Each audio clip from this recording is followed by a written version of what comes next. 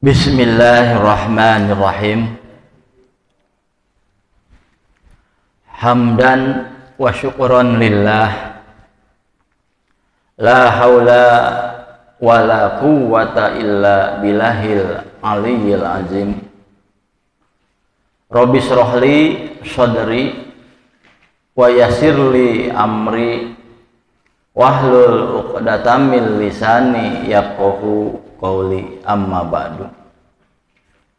Hadirin ikhwatu iman, jamaah kajian subuh Masjid Al-Hikmah yang dirahmati Allah Subhanahu wa Ta'ala. Puji syukur kita panjatkan kehadirat Allah Subhanahu wa Ta'ala. Alhamdulillah, pada kesempatan subuh kali ini kita masih diberikan kuwatul iman wal Islam oleh Allah Subhanahu wa Ta'ala, sehingga alhamdulillah pada kesempatan subuh kali ini kita masih dapat istiqomah di dalam melaksanakan thalabul ilmi. Hadirin ikhwatu iman rahimakumullah, kalau kita coba renungkan berkaitan dengan nilai ajaran Islam, bahwa ternyata ajaran Islam itu pondasinya sangat luar biasa, sehingga ketika kita beramal Islam tidak hanya membutuhkan pondasi iman, tidak hanya membutuhkan pondasi syariat yang disesuaikan dengan apa yang dicontohkan oleh Rasulullah, tapi juga ternyata pondasinya itu harus mewujud dalam bentuk akhlakul karimah. Inilah sesungguhnya inti hadis Rasulullah yang menyebutkan innama bu'istu liutammima makarimal akhlak. Betul bahwa iman itu penting dalam rangka mendasari nilai-nilai ibadah kita pada Allah Subhanahu wa Ta'ala. Apakah itu berbentuk ibadah mahdoh ataupun ghair mahdoh. Betul juga bahwa syariatnya harus disesuaikan dengan apa yang dicontohkan oleh Rasulullah.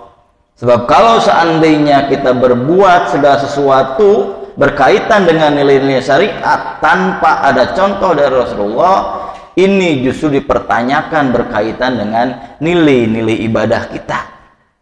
Tapi ada yang lebih terpenting, innama bu'istu liutammima makarimal akhlak.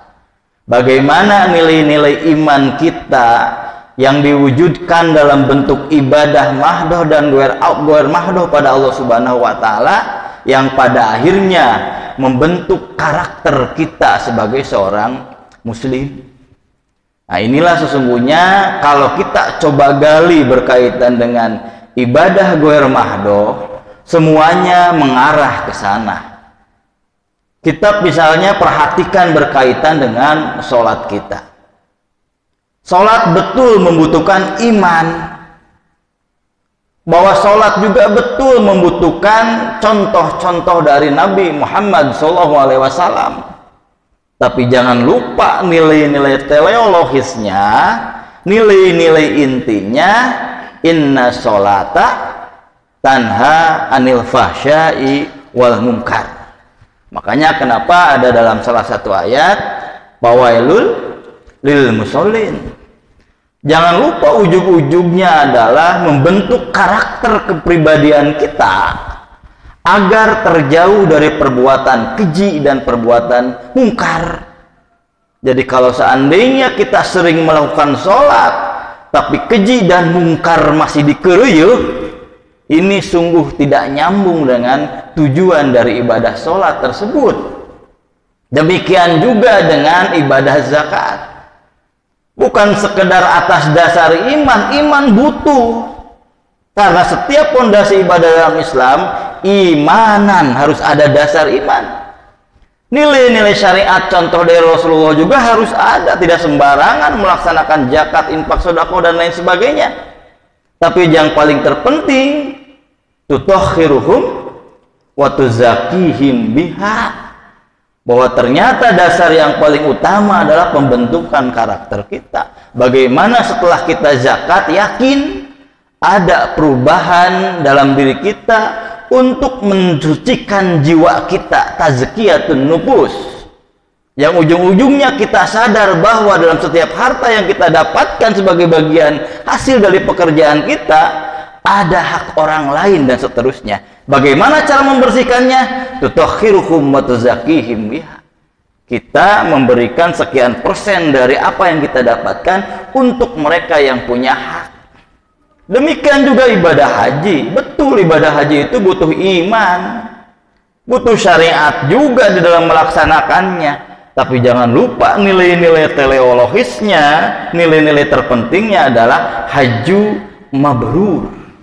Bagaimana setelah kita melaksanakan ibadah haji, harus ada perubahan yang mendasar. Apa itu? Ada nilai-nilai kedekatan dengan nilai albirru, dengan nilai-nilai kebaikan. Kalau kemarin sebelum berangkat haji masih majhul, masih perbuatan kita masih keji, mungkar dan lain sebagainya, maka setelah haji harus dekat dengan nilai-nilai kebaikan. Nah, termasuk juga dengan ibadah Ramadan yang nanti kurang lebih 1 minggu lagi akan kita laksanakan. Bukan sekedar iman. Iman butuh, karena iman ini sebagai pondasi awal dalam ibadah Ramadan, dalam ibadah puasa Ramadan kita. Tapi ada hal yang paling jangan kita lupakan, tujuan yang paling esensial tiada lain adalah la'allakum tattaqun. Bagaimana kita dikonsepsi oleh Allah Subhanahu wa Ta'ala melalui ibadah saum Ramadan yang kita laksanakan setiap 1 bulan setahun sekali, memperbaharui nilai-nilai takwa kita di hadapan Allah Subhanahu wa Ta'ala. Maka disinilah pentingnya kita memahami salah satu hadis Rasulullah, man soma Ramadana imanan wahtisaban gufirolahu ma taqaddama min danbihi wa ma ta'akhkhar. Jadi ada 2 syarat kata Rasulullah. Kalau seandainya 2 syarat yang menjadi pondasi penting dalam ibadah Ramadan yang kita laksanakan, maka jangan harapkan terjadi gufirolahu ma taqaddama min danbihi wa ma ta'akhkhar. Jangan harapkan pada tanggal 1 Syawal itu Idul Fitri kita kembali fitrah, kita kembali suci nilai-nilai kita di hadapan Allah Subhanahu wa Ta'ala. Gufirolahu ma taqaddama min danbihi wa ma ta'akhkhar. Ketika ternyata dosa kita yang telah lalu, yang sekarang dan bahkan yang akan datang diampuni Allah Subhanahu wa Ta'ala, alias nol di mata Allah Subhanahu wa Ta'ala, yang simbolisasinya kita kenal dengan Idul Fitri. Kembali kita kepada fitrah kesucian. Tapi ternyata dasarnya juga harus kuat. Apa itu? Imanan wahtisaban. Sebab banyak orang yang melaksanakan ibadah saum Ramadan, puasa Ramadan tidak berdasarkan iman dan ihtisab, akhirnya kemudian ibadah saum Ramadan hanya sekedar tradisi tahunan yang tidak merubah sama sekali nilai-nilai karakter kita sebagai seorang muslim. Yang pertama harus ada dasar iman. Apa itu dasar iman? Bisa kita tanya pada diri kita sendiri. Apakah selama 6 hari ini, mudah-mudahan kita tidak ada dualisme, tanggal 2 dengan tanggal 3. Kalau Ormas Muhammadiyah sudah memfatwakan tanggal 2. Tanggal 2 itu hari apa ya? Hari Sabtu. Nah, nanti kan ada sidang isbat dulu. Bisa jadi tanggal 2 bareng-bareng mudah-mudahan, atau bisa jadi ada ru'yatul hilal yang berbeda, nanti penglihatan yang berbeda, yang ujung-ujungnya bisa tanggal 3. Tapi itu bagi kita tidak terlalu penting. Yang paling terpenting adalah semuanya didasarkan atas nilai-nilai keilmuannya. Kita perhatikan selama 6 hari kurang lebih kita seminggu menghadapi ibadah saum Ramadan atau masuk pada bulan Ramadan, ada terbersit tidak kebahagiaan di dalam diri kita. Ada tidak kerinduan kita untuk bertemu kembali dengan bulan yang punya nilai strategis dalam diri seorang muslim. Kalau seandainya ternyata ada kerinduan, ada keinginan kembali bertemu, ada keinginan untuk terus mengasah nilai spiritualitas selama 1 bulan itu, kemudian dalam hati kita mengatakan marhaban ya Ramadan, inilah salah satu di antara ekspresi nilai-nilai iman kita berkaitan dengan ibadah Ramadan. Tapi kalau seandainya ternyata tidak ada terbersit sedikit pun, bahkan yang muncul adalah persepsi yang sangat sempit dan keliru berkaitan dengan datangnya ibadah Ramadan, misalnya diidentikan dengan bulan yang menyiksa karena ada lapar, ada dahaga, dilarang jima pada waktu siang, sehingga dianggap bisa membatasi kegiatan-kegiatan yang akan mengganggu pada nilai-nilai keuntungan ekonominya. Inilah yang perlu kita kembali revisi berkaitan dengan nilai-nilai iman kita berkaitan dengan ibadah Ramadan ini. Sebab salah satu di antara ekspresi kita iman pada bulan Ramadan, yakin bahwa Ramadan ini adalah konsepsi yang sengaja instruksi Allah Subhanahu wa Ta'ala untuk kebaikan kita. Salah satunya adalah ada kegembiraan dalam diri kita menyambut dengan datangnya bulan Ramadan ini. Marhaban ya Ramadan. Tapi kalau seandainya sampai detik ini sebelum masuk pada bulan Ramadan ternyata bukan marhaban ya Ramadan, perlu ada introspeksi di dalam diri kita. Nanti akan percuma kita masuk pada bulan Ramadan, ibadah saum Ramadan, tapi tidak dengan dasar nilai-nilai iman yang tadi. Jangan harapkan terjadi yang disebut dengan ghufira lahu ma taqaddama min danbihi wa ma ta'akhkhar. Ada hukum kausalitas berkaitan dengan nilai-nilai iman dan kualitas dan kuantitas kita melaksanakan ibadah saum Ramadan. Salah satu di antara syarat kualitas dan kuantitas ibadah saum Ramadan kita akan meningkat tahun 1443 Hijriah nanti. Salah satunya hari ini ternyata kita marhaban ya Ramadan. Tapi kalau seandainya ternyata tidak ada sama sekali, bahkan ada persepsi yang keliru, menyiksa dan lain sebagainya, jangan harapkan kemudian kualitas dan kuantitas ibadah Ramadan kita tahun 1443 Hijriah itu akan meningkat. Ini salah satu di antara pondasi yang harus kita refleksikan. Mumpung masih ada waktu kurang lebih 1 minggu lagi, imanan kita perkuat kembali dasar iman kita berkaitan dengan datangnya ibadah saum Ramadan ini. Ini syarat yang pertama. Kalau seandainya kita mengharapkan ghufira lahu ma taqaddama min danbihi wa ma ta'akhkhar. Ini hadisnya populer, sudah terkenal. Kalau seandainya tidak kenal dengan hadis ini, wah, ini satu hal yang sangat luar biasa. Yang pertama ada dasar iman. Yang kedua ada dasar ihtisab. Apa itu ihtisab? Kalau ulama yang terdahulu sering menafsirkannya dengan ikhlas. Kalau saya pribadi menganggap bahwa ikhlas itu merupakan bagian dari iman. Maka ihtisab itu harus kita perluas maknanya berkaitan dengan asal kata dari ihtisab tersebut. Diambil dari kata hasiba, salah satu isi masdarnya ihtisaban, hitung-hitungan. Ada nilai-nilai evaluasi dalam ibadah saum Ramadan yang kita laksanakan. Artinya apa? Di samping ada dasar iman sebagai pondasi yang paling awal, maka yang kedua, puasa Ramadan 1443 Hijriah yang akan datang harus ada nilai-nilai evaluasi di dalam diri kita. Artinya apa? Agar 1443 Hijriah Ramadan yang akan datang itu nanti lebih baik daripada bulan Ramadan yang 1442 Hijriah yang kemarin. Kita hitung-hitungan.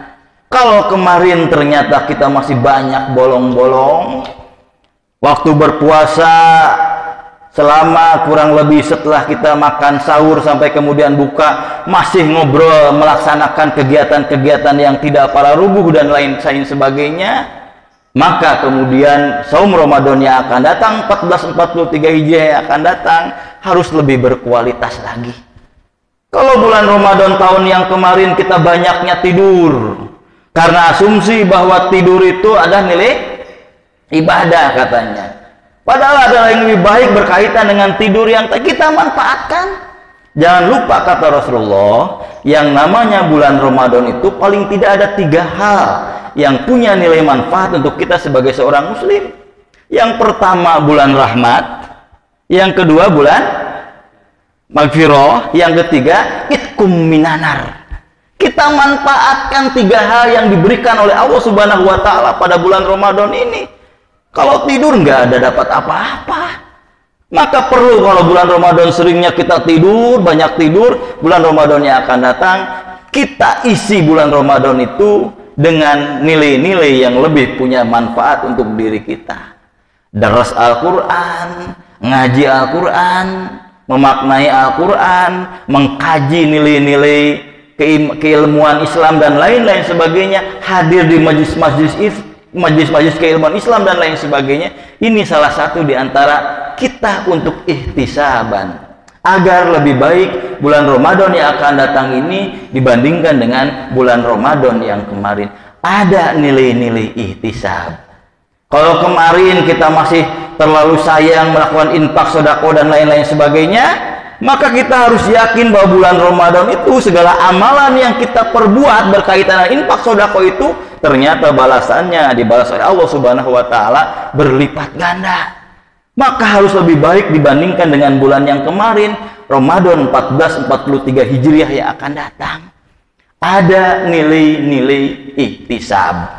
Apa inti dari ihtisab? Tiada lain adalah meningkatkan kualitas dan juga kuantitas ibadah saum Ramadan kita agar lebih baik dibandingkan dengan ibadah Ramadan pada tahun yang lalu.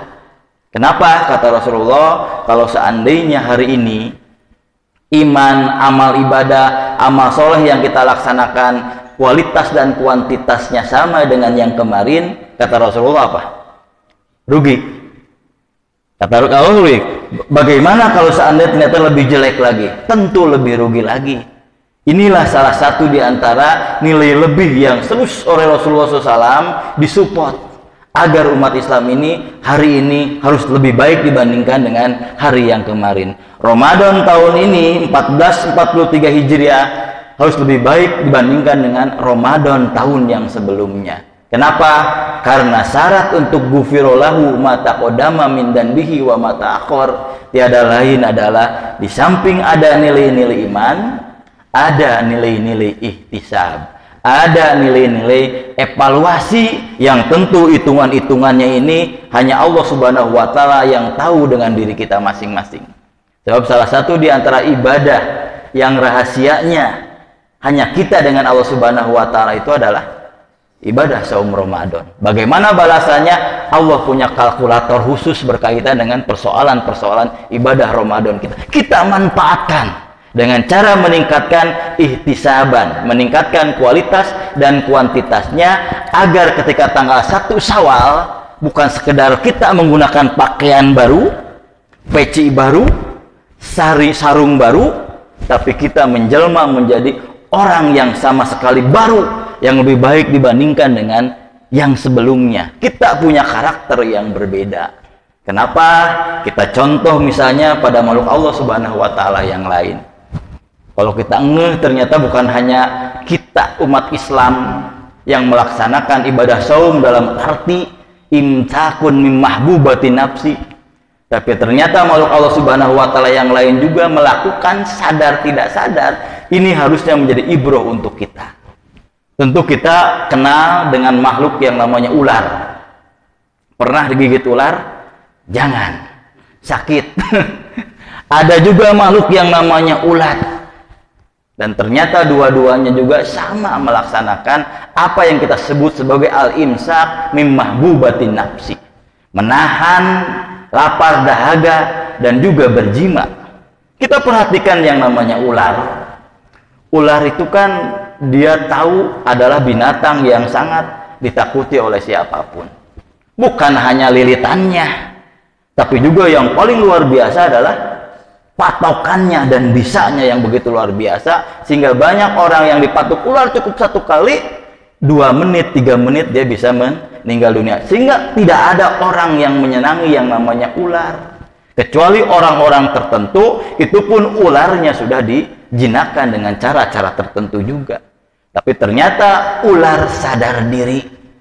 Makanya kemudian dia makan banyak, kemudian berhibernasi, istilahnya itu apa ya? Kemudian dia diam, dalam arti ada yang 1 bulan, 2 bulan, bahkan 1 tahun.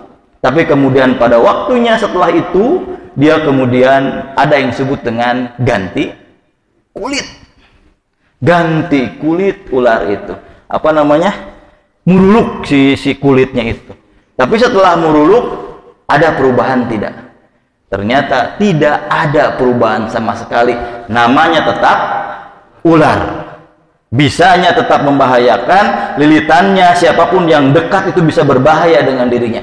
Dia awalnya menjijikan, melakukan apa yang kita sebut sebagai ibadah puasa lah, kita sebut sebagai puasa, tapi setelah itu tidak ada perubahan sama sekali. Dia tetap menjijikan. Namanya ular kemarin, dia melakukan puasa, tapi setelah itu tetap yang namanya ular. Tidak ada perubahan sama sekali. Jangan sampai kita beribadah puasa, tapi kita puasanya seperti puasa ular. Sekedar ganti kulit. Namun kita melain ganti kulit, maksudnya ganti baju nu anyar. Tapi tetap karakternya tidak berubah. Tapi kita perhatikan yang namanya ulat. Ulat juga sama menjijikan. Geuleuh ningali nage. Geli. Komo lamun geus deukeut, ararateul. Apalagi rakusnya luar biasa. Kalau seandainya dia makan sebuah tumbuhan, pohon jambu, itu biasanya rakusnya luar biasa. Tapi ternyata kan ulat juga sadar diri. Dia kemudian melaksanakan apa yang seperti diperbuat oleh ular. Dia kemudian membuat kepompong, masuk dalam kepompong. Selama kurang lebih 17-21 hari, dia berdiam di sana, tidak makan, tidak minum, tidak melakukan jima dengan sesamanya dan lain sebagainya. Tapi ketika tanggal 21 ternyata ada perubahan yang sangat fundamental, sehingga namanya bukan ulat lagi, tapi sudah berubah menjadi kupu-kupu. Namanya pun kemudian berubah, karakternya pun kemudian berbeda. Kemarin dia paham menjijikan, tapi dia sadar melakukan refleksi ketika masuk pada kepompong. Setelah itu ternyata kemudian dia siapapun tidak ada yang tidak senang melihat yang namanya kupu-kupu. Ulat dimanapun berada selalu menjadi troublemaker, pembuat masalah. Tapi setelah jadi kupu-kupu, ternyata kemanfaatannya luar biasa. Dia hinggap di putik sari yang sini, ke pusuk yang sana, terjadi pembuahan, punya nilai manfaat untuk lingkungannya. Pilihan kita sesungguhnya, apakah ingin seperti ular atau ingin seperti ulat? Kalau ingin seperti ulat, man soma Ramadana imanan wahtisaban. Maka perlu hari ini kita refleksi. Penting dasar-dasar iman dan evaluasi untuk kita ketika masuk pada 1443 Hijriah, biar puasa kita seperti ulat, biar pada tanggal 1 Syawal nanti kita persis seperti kupu-kupu yang menyenangkan bagi orang lain. Mungkin sebelum Ramadan kita troublemaker, sering menjadi masalah, sering berkonflik dengan siapapun, tapi setelah itu punya nilai-nilai ketenangan, kita menjadi karakter yang berbeda dengan yang sebelumnya. Kalau seandainya ternyata pilihan, mending jadi ular we ganas, mangga. Tapi kata Rasulullah, kam min so'imin laisalahu min siyamihi illal ju wal atos. Ternyata untuk memilih menjadi puasa ulat itu hanya sedikit. Ternyata yang paling banyak memilih justru adalah orang yang puasanya sekedar merasakan lapar dan dahaga saja, yang tiada lain tadi sekedar tradisi tahunan, 1 bulan sekali melaksanakan ibadah Ramadan, tapi ternyata tidak sesuai dengan konsepsi Allah Subhanahu wa Ta'ala. Pada Allah Subhanahu wa Ta'ala, Rasulullah sengaja mengkonsepsi yang namanya ibadah Ramadan Dalam rangka apa? Agar ternyata umat Islam secara kuantitas dan kualitas bisa lebih baik dibandingkan dengan yang sebelumnya. Kita kaya dengan ajaran moral yang seperti ini, tapi ternyata kita tidak memanfaatkannya sebagai salah satu sarana kita untuk terus memperbaiki nilai-nilai hidup dan kehidupan kita, memperbaiki karakter hidup dan kehidupan kita. Inilah salah satu yang mesti kita persiapkan sebelum kita masuk pada Ramadan 43 Hijriah. Paling tidak hari ini, marhaban ya Ramadan, kita melakukan evaluasi dengan salah satu caranya planning, bikin perencanaan. Tanggal hiji apa, tanggal 2 apa, tanggal 3 apa, dan seterusnya, tanpa mengganggu aktivitas kerja dan kinerja kita. Insya Allah kita akan menjadi orang yang menjadi lebih baik dalam melaksanakan ibadah saum Ramadan. Hadirin ihwatu iman rahimakumullah, itu barangkali ya, jangan terlalu panjang. Kalau panjang kan biasanya sering nyogok. Nah, mending kena pondok tapi nyogok daripada panjang tapi teu nyogok. Sakitu panginten bilih aya nu bade diteruskeun, mangga.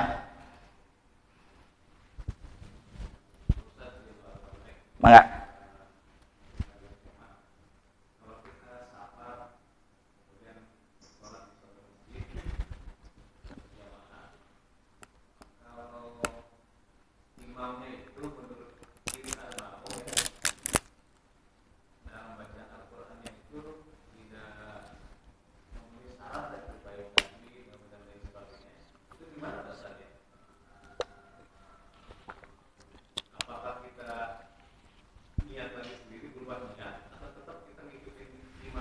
Ya, ini memang perdebatannya sesungguhnya perdebatan fikih. Nah, makanya jauh-jauh hari sebetulnya Islam sering menegaskan berkaitan dengan nilai kepemimpinan itu seperti itu. Kenapa yang namanya imam pemimpin, salah satunya dalam konteks yang lebih kecil imam sholat itu mesti orang yang dianggap bacaannya lebih baik. Bahkan kata Rasulullah, bukan hanya bacaannya lebih baik, tapi ternyata dia pun lebih tua daripada yang lainnya dan seterusnya. Dalam rangka apa? Supaya tidak terjadi kasus yang tadi dipertanyakan. Nah, cuman kalau seandainya memang sudah terjadi, disinilah yang disebut dengan etika imamah dan imaroh.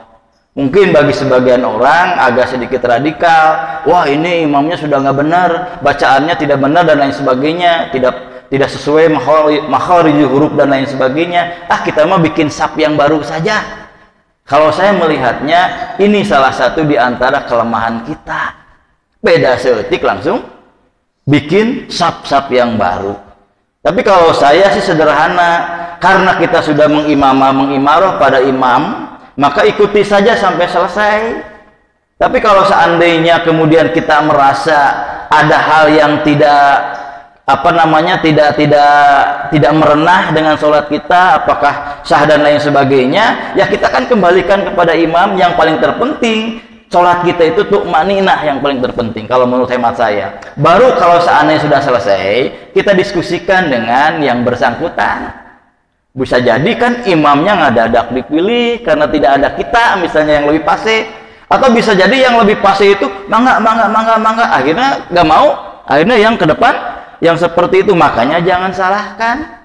Kalau saya sih melihatnya ini sesungguhnya simbol dari kehidupan sosial kita.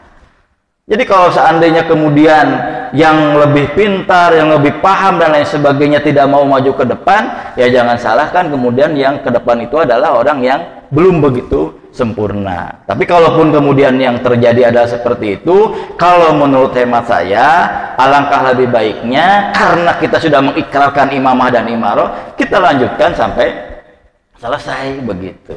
Walaupun menurut kita, hemat kita, bacaannya tidak baik dan lain-lain seterusnya. Itu barangkali kalau menurut saya. Tapi menurut yang lain mungkin bisa jadi berbeda. Sebab kalau bisa jadi orang lain menganggapnya, wah ini bacaannya tidak fasih, sepanjang bacaannya tidak keluar secara penuh dari bacaan ayat-ayat Al-Quran, saya pikir itu masih kita bisa ikuti, kecuali kalau seandainya misalnya ayatnya ditambah-tambah. Itu kan seperti itu. Artinya si imam pun sebetulnya tidak punya niat untuk bacaannya salah. Tapi karena memang keilmuannya seperti itu, kepahamannya seperti itu, yang terjadi adalah kemudian seperti itu juga. Nah, makanya alangkah lebih baiknya kalau seandainya nanti DKM, kalau di mana-mana biasanya di masjid tertentu itu imamnya itu khusus biasanya. Jadi imam itu terus aja gitu seperti itu. Dalam rangka apa? Mungkin antisipasi yang tadi itu begitu. Tapi walaupun begitu, tetap nanti kalau misalnya kita membuat perencanaan, bisa jadi nanti imam hari ini si ini, imam hari ini si ini, tapi dengan sebuah persyaratan ya tadi, bacaannya harus lebih fasih dibandingkan dengan yang lain dan seterusnya. Itu barangkali kalau menurut hemat saya. Ada lagi yang lain? Mangga?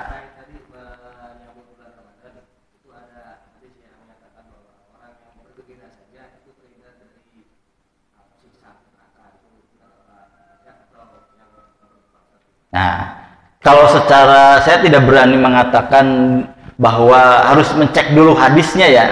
Saya sesungguhnya baru mendengarkan kalau misalnya ada hadis yang seperti itu. Cuman salah satu di antara ekspresi kegembiraan itu kan menyambut dasar iman itu salah satunya ekspresinya adalah ada nilai kegembiraan. Tapi kalau seandainya gembira saja, tapi tidak ditindaklanjuti, tidak di-follow up dengan hal-hal yang lain, kegiatan yang lain untuk memperkaya kualitas iman kita, kemudian kan menjadi percuma juga begitu. Cuman paling tidak, kalaupun itu adalah hadisnya kemudian sahih bisa diterima, maka paling tidak itulah ekspresi dari nilai-nilai iman berkaitan dengan ibadah Ramadan yang akan kita laksanakan. Tapi harus dicek dulu, sebab kalau saya sederhana saja, kalau saya belum melihat hadisnya secara bungkel kan istilahnya itu, saya tidak berani bahwa itu adalah seperti itu dan seterusnya begitu. Itu barangkali ya bisa dipahami ya Pak. Ada lagi yang lain? Nah, maka Walide ame seimbang banyak. Sampaikan di tengah. Maka. Oh iya, lebih tua dulu jangan Pak. Monggo.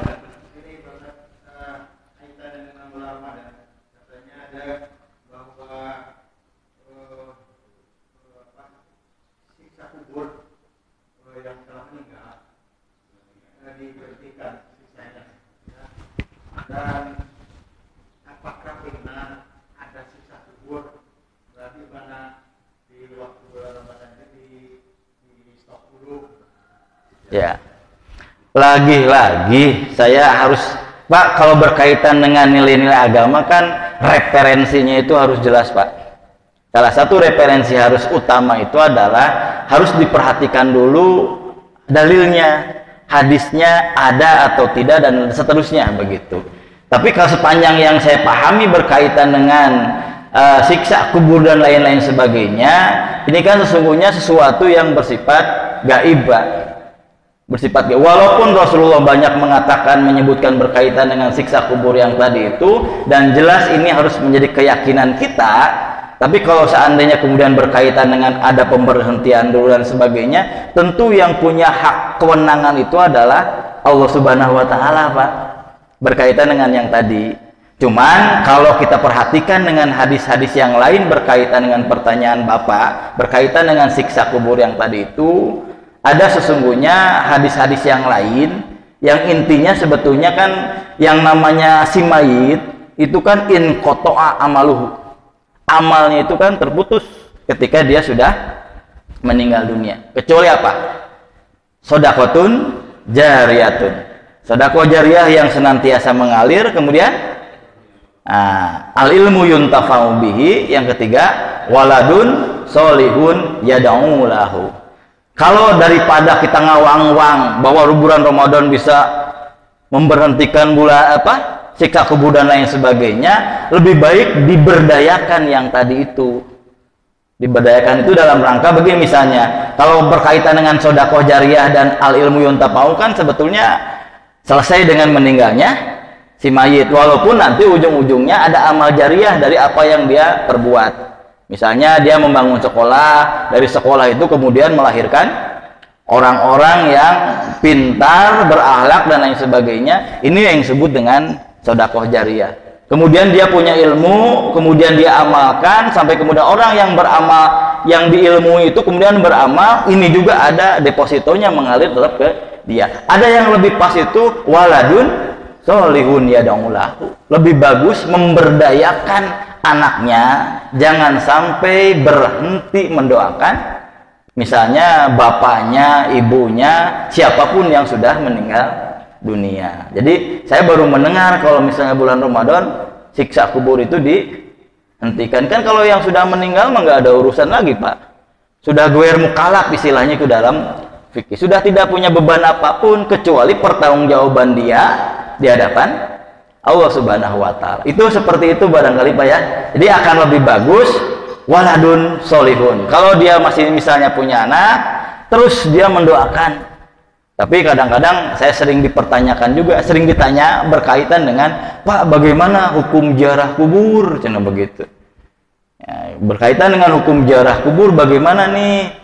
Kalau saya sih melihatnya, konteksnya kan ada dalam salah satu hadis Nabi misalnya, bahwa kuntu nahaitukum an ziyaratil kubur. Dulu Rasulullah pernah melarang. Kenapa melarang? Diteliti oleh para ahli hadis, ternyata larangan itu karena salah satunya para sahabat imannya belum kuat. Maka ada larangan mutlak, jangan ziarah kubur. Kenapa? Dikhawatirkan terjadi syirik, penyembahan dan peminta-minta dan lain-lain sebagainya. Tapi setelah iman para sahabat kuat, fajuruha, baru kemudian boleh untuk melaksanakan ziarah. Bahkan bahasanya bahasa fi'il amr, perintah, fajuruha. Sekarang silahkan diziarahi. Nah, di dalam pembahasan para ulama usul fikih, al-aslu al-amru an-nahyu ba'dal amri, al-amru ba'dan nahyi yufidul ibahah. Kalau ada perintah setelah tadi ada larangan, itu menunjukkan boleh. Hukum asalnya kalau menurut hemat saya itu adalah boleh. Tapi kalau seandainya kemudian ziarah kubur membawa pada syirik, haram. Tapi umumnya adalah boleh. Bahkan saya berani mengatakan wajib hukum ziarah itu. Bagi siapa? Orang yang sombongnya luar biasa, merasa paling benghar, paling pintar, paling berkuasa dan sebagainya, wajib ziarah kubur. Biar tahu bahwa ternyata kalau sudah meninggal 2 meter. Kainnya 2 meter, panjangnya 2 meter, lebarnya 1 meter. Sakit tuh. Biar nanti terjadi zikrul maut, ingat kepada kematian. Itu jadi jangan sampai terjadi perdebatan itu aja. Jadi tidak tidak produktif berkaitan dengan persoalan yang tadi. Itu barangkali mudah-mudahan bisa dipahami.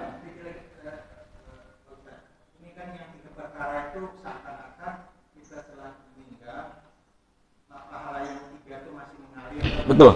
Bagaimana dengan dia kalau membuat sesuatu ilmu, mengajarkan sesuatu ilmu yang memang menyesatkan gitu, apakah waktu dia meninggal juga ilmu itu juga udah stop atau ilmu dosa itu masih bertambah? Nah, ada sebetulnya para ulama kan sebetulnya terbelah berkaitan dengan yang tadi, Pak. Jadi ada yang menyebutkan para ulama itu kalau urusan masalah kebaikan itu terus-menerus, Pak.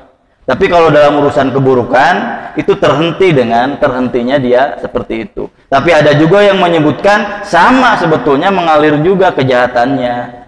Tapi kalau hemat saya, makanya hati-hati dalam hidup kita ketika kita memanfaatkan ilmu yang kita miliki.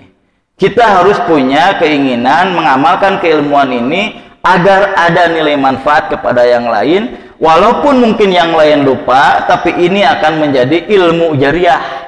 Kemanfaatannya itu akan menjadi deposito pahala untuk kita sekalian. Itu barangkali, Pak. Jadi memang terbelah berkaitan dengan hal yang tadi itu. Tapi kalau saya sih lebih cenderung pada pendapat yang kedua.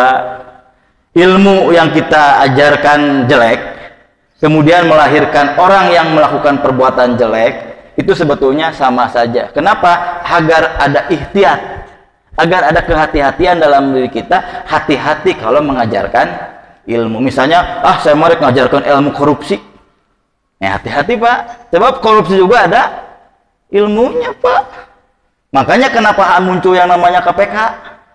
KPK yang mempelajari bagaimana caranya orang melakukan korupsi. Makanya ada tindakan pencegahan, tindakan penindakan begitu. Nah, pencegahan itu dalam rangka dia tahu bagaimana cara-caranya korupsi. Jangan sampai urusan korupsi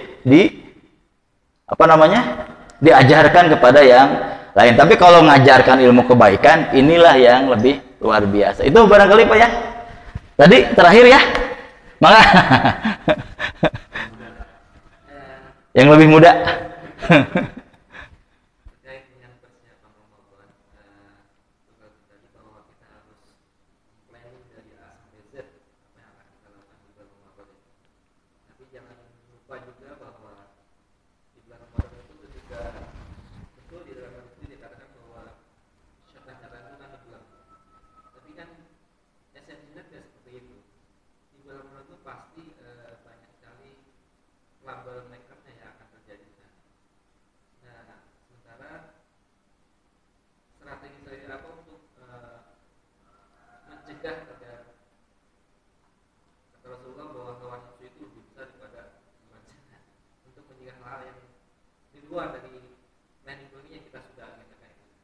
Ya, jadi gini, memahami setan-setan di belenggu itu jangan seperti pemahaman anak kecil. Jadi disangka itu setan itu ditalian oleh Allah Subhanahu Wa Taala, tidak seperti oleh para malaikat, tidak seperti itu. Sebetulnya saya lebih memahami hadis yang tadi, lebih memahaminya bahwa ketika kita banyak amal kebaikan yang kita perbuat, setan itu terdesak, tidak ada peluang untuk mengganggu kita. Apa buktinya? Oh, banyak orang-orang yang pada bulan Ramadan melakukan kejahatan. Kalau misalnya setan itu terbelenggu, setan terbelenggu itu dalam arti peluangnya itu tipis untuk bisa mengganggu kita yang melakukan. Jadi ketika akan masuk, setan mah keur maca Quran. Ketika akan masuk, setan mah ikhlas. Dan seterusnya, itulah yang disebut dengan setan itu terbelenggu. Nah, makanya salah satu yang perlu kita tingkatkan itu. Kenapa? Dalam rangka supaya tidak ada sedikit pun celah setan bisa masuk untuk yuwaswisupi sudurinas, untuk bisa masuk dalam hati kita, menggoda kita dan lain-lain sebagainya. Nah, tentu saja yang seperti ini kalau diomongkan mudah. Nah, makanya perlu yang disebut dengan latihan-latihan yang sangat luar biasa. Sebab kalau seandainya kita sudah maca Quran tapi kan setan tidak berhenti ngegoda. Nanti ingat, dari atas, dari kanan, dari kiri, jadi luar biasa masuknya. Ketika sudah baca Quran, muncul kemudian kebanggaan kita. Saya mah sorana halus. Itu kan sudah setan juga masuk begitu. Jadi jangan dipahami setan di belenggu itu ditalian, dirantai, kemudian diasupkan ke penjara, ameh tunggangan, bukan. Tapi intinya adalah tadi, banyak amal kegiatan ibadah kita pada bulan Ramadan sehingga kemudian setan itu tidak punya celah untuk bisa mengganggu kita seperti itu. Nah, makanya kembali lagi tadi, sebetulnya kan hal-hal yang seperti ini saya pun sama sedang belajar. Sebab yang namanya setan kan profesional Pak, menggoda kita itu. Kenapa? Dia kan tidak meninggal, artinya seluruhnya dipelajari oleh dia. Sementara kan kita umur cuma 63 tahun, sehingga kemudian kalau ini gagal pakai cara ini gagal pakai cara ini gagal pakai cara ini. Nah, makanya kalau tadi bahasanya salah satu yang paling terpenting itu tadi, kenapa harus melakukan puasa? Karena puasa salah satunya al-imsak mim mahbubatin nafsi. Kalau istilahnya menjaga, menahan diri dari yang disukai. Yang disukai itu kan hawa nafsu. Nah, paling mudah setan itu masuk pada aliran hawa nafsu dan amarah. Makanya kenapa Rasulullah mengajarkan kalau kita sedang marah, ingin gelut dan lain sebagainya, ini imun, katakan ini imun. Dalam rangka apa? Puasa kita bisa menjadi terapi untuk amarah kita. Puasa kita bisa menjadi terapi untuk hawa nafsu kita. Ini kan dua hal. Jadi kalau ada kata Imam Al-Ghazali, itu saya tadi lihat bukunya di sana ada. Nanti bisa dipelajari di sana. Ada yang disebut dengan hawa amarah. Ini bagian dari kita, dan hawa nafsu. Dua-duanya itu peluang setan masuk. Yang ketiga ada yang disebut dengan akal hati dan akal pikiran. Tapi kalau seandainya akal hati dengan akal pikiran lepas dari hawa nafsu dan ini setan gampang masuk di sini. Makanya perlu yang namanya akal pikiran, tapi akal pikiran pun jangan dilepas dari akal hati. Sebab ketika akal pikiran dilepas dari akal hati, banyak orang-orang pinter, tapi ternyata hatinya tidak baik. Nah, makanya yang harus kita jadikan raja itu adalah hati. Kenapa? Biar bisa memberikan penerangan kepada pikiran kita yang pada akhirnya menjadi kendali pada hawa nafsu dan hawa amarah kita. Dua hal inilah yang akan kita kendalikan ketika masuk pada fase bulan Ramadan. Jadi kalau dalam bahasa yang lain, self restraint. Jadi untuk bisa mengendalikan hawa nafsu dan amarah. Itu seperti itu. Nah, inilah biasanya pintu masuk setan itu melalui dua celah yang tadi itu. Jadi memang perlu latihan, makanya dicoba dibuat setelah sholat subuh kalau ada pengajian, kajian. Baca Quran dan maknanya, kan gitunya. Baca Quran dan maknanya seterusnya. Jadi ada kegiatan schedule time itu kita buat sampai kemudian menjelang akhir Ramadan. Ada itikaf di sini, makanya itikaf juga nanti dibuat kajian-kajian tertentu dalam rangka apa? Menutup ruang gerak setan begitu sesungguhnya. Agar kita tidak terpikir ke mana-mana. Tapi Pak, cuma menjelang akhir Ramadan teh sok kepikiran baju budak, itulah setan. Kepikiran cuma anu dan itulah setan. Nah, makanya kita coba kendalikan itu dan bagaimana juga mengkomunikasikan dengan orang-orang yang memang harus kita nafkahi yang tadi itu. Itu barangkali. Itu barangkali ya.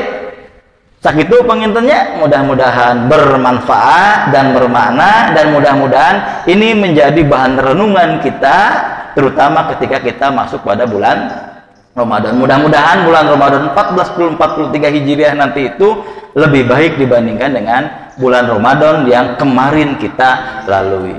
Rabbana la tuzigh qulubana ba'da id hadaitana wa hab lana min ladzunka rahmah innaka antal wahhab. Rabbana atina fid dunya hasanah wa fil akhirati hasanah wa qina azabannar. Walafu minkum wa a'lam bisawab. Assalamualaikum warahmatullahi wabarakatuh.